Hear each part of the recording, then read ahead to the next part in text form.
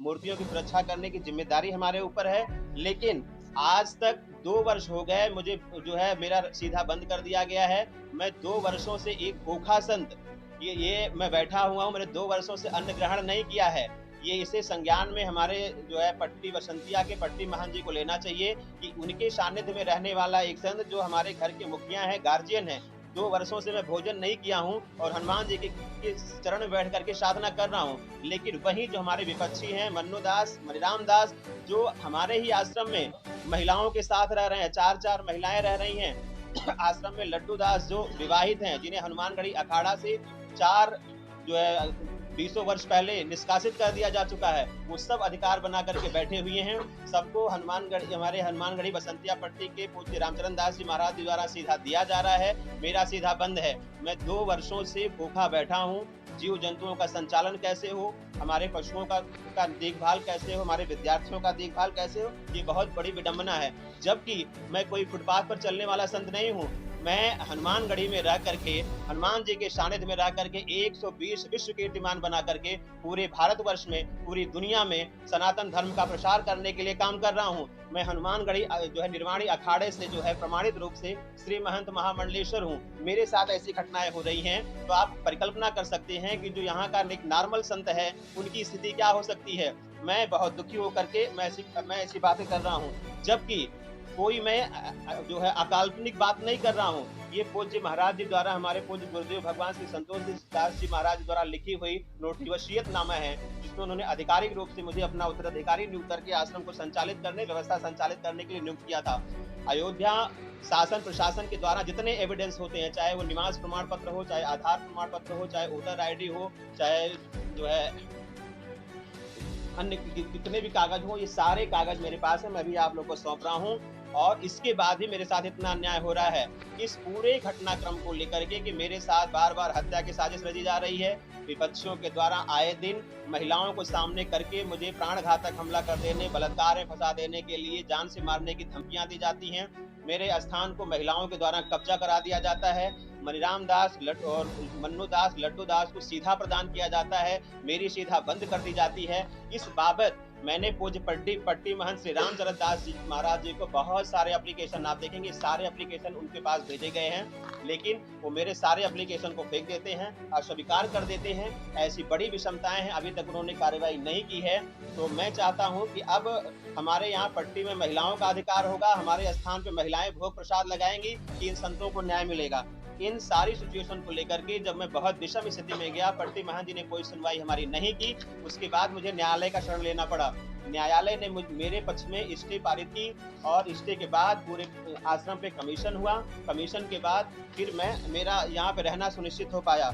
इस पूरे घटनाक्रम को मैं हनुमानगढ़ी के हमारे जो मुखिया हैं, हमारे गार्जियन हैं, पूज्य गद्दी नसीम जी महाराज जी को मैंने ये पत्रावली लिखी और ये मैंने उनके पास प्रार्थना पत्र भेजा था, जिनसे उन्होंने बड़ी गंभीरता के साथ सुना और इस पर दुख भी जताया। उनकी पूरी सहानुभूति मेरे प्रति आई और उन्होंने ये पत्र वहां से जारी किया हनुमानगढ़ी से कि महेश दास उर्फ स्वामी महेश योगी पूज्य स्वर्गीय संतोष दास जी महाराज जी के उत्तराधिकारी हैं और मैं उन्हें एक अधिकार सुनिश्चित कराता हूं।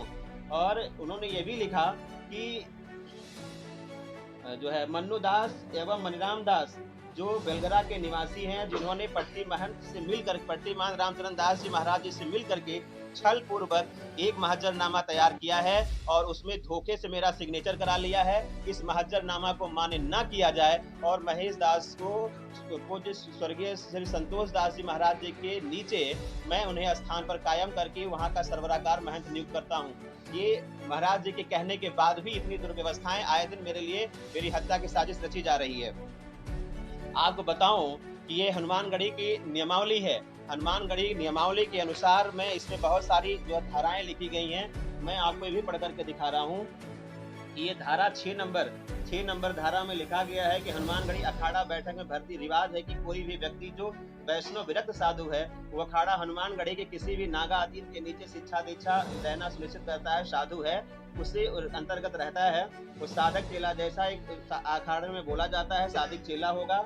साधारण तौर पर नए भर्ती साधु को हनुमानगढ़ी भर्ती किए जाने पर 15 दिन बाद सीधा देती है। आपको बताऊं, जो नया साधु हनुमानगढ़ी में भर्ती होता है 15 दिन बाद उसे भी सीधा दी जाती है।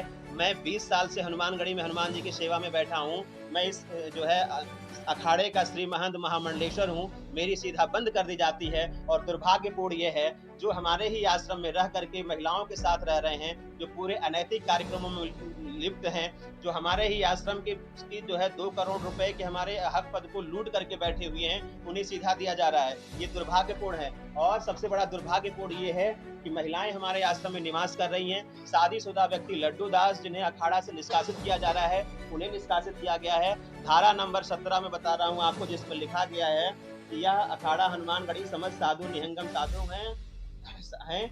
यह रिवाज, यहाँ की प्रथा है कि जो स्त्री प्रसंग या शादी अथवा नाजायज ताल्लुक में किसी औरत से संबंध रखते हैं, रिवाज रखते हैं, तो हम अर्थात हनुमानगढ़ी के साधुवान इकरार करते हैं कि शादी कभी नहीं करेंगे और ना किसी औरत से ताल्लुक नाजायज संबंध रखेंगे, ना बेदखली करेंगे। और मौजूदा सूरत में शख्स के पास औरत या किसी प्रकार की कोई नाजायज ताल्लुक पाई जाती है तो यह अपराध के भागीदार होंगे। वह साधु फर्जी होगा और स्वेच्छा से वह संबंध अखाड़ा से हटा लेवे, और अगर ऐसा नहीं करते हैं तो उन्हें जो है पंचायत अखाड़ा हनुमानगढ़ी में लेकर के यहाँ से निष्कासित कर देगी, उनका सीधा बंद करेगी और उन्हें गढ़ी में रहने का अधिकार नहीं होगा। लेकिन दुर्भाग्य का विषय ये है कि जो महिलाओं के साथ हमारे ही आश्रम में रह रहे हैं, जो शादीशुदा रह रहे हैं, वो आश्रम पर काबिज भी हैं और उन्हें सीधा भी दिया जा रहा है। लेकिन मैं एक ऐसा साधु हूँ, मेरे जीवन काल को आप देख लीजिए, चाहे अयोध्या समेत पूरे भारतवर्ष में मेरे पूरे जो है जीवन काल को आप सुनिश्चित करेंगे।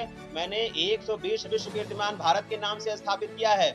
बहुत सारा योग, कला, साहित्य, धर्म के क्षेत्रों में मैं अपने स्थान में बैठा हुआ एक साधु हूँ, जो वैराग परंपरा को फॉलो करते हुए रहने वाला व्यक्ति हूँ, और मेरा सीधा बंद हो जा रहा है। इस संबंध में भी आए दिन आश्रम को काबिज करने के लिए, मुझे यहाँ से भगा देने के लिए, मेरी हत्या कर देने के लिए, मुझे बलात्कार के जुर्म में फंसा देने के लिए, और यहाँ तक तो 4 तारीख की जो घटना है, आग में जला करके मार देने की घटना हो जाती है, उस पर भी अयोध्या का प्रशासन मौन है।